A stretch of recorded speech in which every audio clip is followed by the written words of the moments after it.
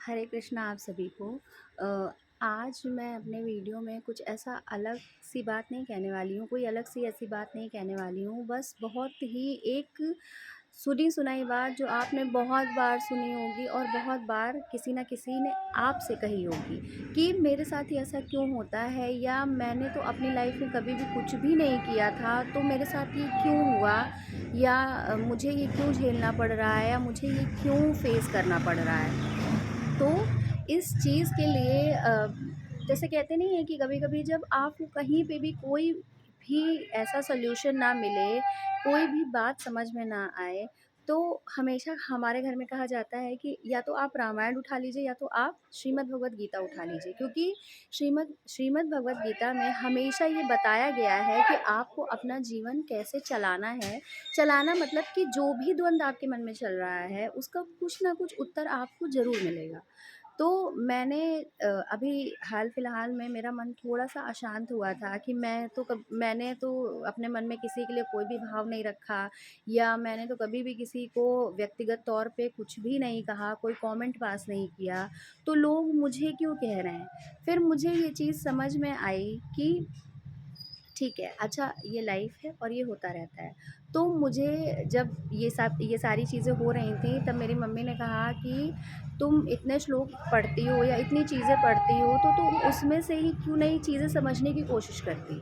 तो फिर मैंने उस दिन गीता उठाई और गीता में सबसे पहला जो पेज खुला, मैं आपसे झूठ नहीं बोलूँगी, तो उस पेज में क्या जो भी श्लोक लिखा हुआ था, उसका अनुवाद क्या था, जीवात्मा अहंकार के प्रभाव से मोहग्रस्त होकर अपने आप को समस्त कर्मों का कर्ता मान बैठता है, जबकि वास्तव में वे प्रकृति के तीनों गुणों द्वारा संपन्न किए जाते हैं। ये श्लोक 27 है और अध्याय 3 से लिया गया है श्रीमद् भगवद गीता से। तो मेरे कहने का मतलब ये है कि कभी-कभी हम क्या सोचते हैं, जैसे मैं आपको अपने निजी जीवन की बात बताती हूँ। 2017 में मैं एक इंजीनियरिंग कॉलेज में जाती थी पीडीपी की क्लासेस देने, ठीक है? सॉफ्ट स्किल की क्लासेस देने। तब मेरी इंग्लिश इतनी पॉलिश्ड नहीं थी, मुझे बहुत सारी चीज़ों का नॉलेज नहीं था, चूँकि उससे पहले मैंने काम करना शुरू कर दिया था, लेकिन उससे पहले मैंने हमेशा काउंसलिंग का काम किया था और टीचिंग या मतलब वो कहते नहीं है कि अध्ययन के क्षेत्र में ये मेरा पहला काम था। तो उस समय कुछ लोग ऐसे थे मेरे साथ के जो कि बहुत ही टैलेंटेड और बहुत ही एक्सपीरियंस थे।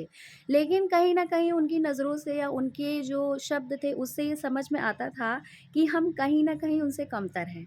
ठीक है, कमतर होने में कोई बुराई नहीं है या कम स्किल्ड होने में भी कोई प्रॉब्लम नहीं है। समस्या ये है कि हम उस चीज़ को एकदम फाइनल मान के बैठ जाएँ और अब कोई स्कोप ही नहीं है सुधार का, या हम ही परफेक्ट हैं, ये सोच के बैठ जाएँ, तो कभी भी लाइफ में इम्प्रूवमेंट का स्कोप बचेगा ही नहीं। तो जब वो सारे ट्रेनर्स जो मेरे फेलो ट्रेनर्स थे, उसमें से बहुत सारे लोग बहुत अच्छी-अच्छी जगह पे हैं अभी भी, और मैं भी अपनी लाइफ में जो भी अब कर रही हूँ, मैं उससे बहुत संतुष्ट हूँ। और संतुष्ट होने का मतलब ये नहीं है कि अब इम्प्रूवमेंट की कोई जगह नहीं है। संतुष्ट होने का मतलब कि धीमे-धीमे ही सही, लेकिन कहीं न कहीं तो पहुँच गई हूँ। तो किसी व्यक्ति ने आपको क्या कहा, किसी ने आपके साथ क्या व्यवहार किया, ये सारी चीज़ें हम अपने आप को इतना बड़ा बना लेते हैं कि हमें ये समझ में ही नहीं आता कि ठीक है, ये सारा जो है ये ईश्वर का रचित रचाया हुआ है और हमें इस चीज़ से जाना ही जाना है, गुज़रना ही गुज़रना है। मेरी माताजी हमेशा एक बात कहती हैं कि देखो, देखो बेटा, वो अपनी मतलब जो स्थानीय भाषा है उस हिसाब से कहती हैं कि जस और अपजस, यानी यश और अपयश पहले से ही लिखा है। अगर आपको कोई चीज़ झेलनी है तो वो आपको झेलनी ही झेलनी है। बस इसमें एक क्या चीज़ मैटर करती है, इसमें ये चीज़ मैटर करती है कि जब आप उन सारी चीज़ों से गुज़र रहे हैं, तब आप अपना रवैया, व्यवहार या अपने आप को कैसे सँभालते हैं, ये बहुत इम्पोर्टेंट है।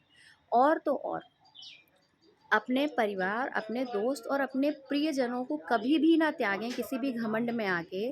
आपके पास अगर एक भी इंसान रहेगा, ठीक है? ये बहुत ही कहते नहीं है कि बहुत एक्सेप्शनल सिचुएशन में ऐसा होता है कि आपके पास कोई भी व्यक्ति ना बचे। अदरवाइज़ एक ना एक व्यक्ति, यानी कोई नहीं तो आपके माता-पिता तो ज़रूर ही आपके पीछे खड़े रहते हैं। आप जो भी मुसीबत झेल रहे हैं उसको उसमें आपका साथ देने के लिए।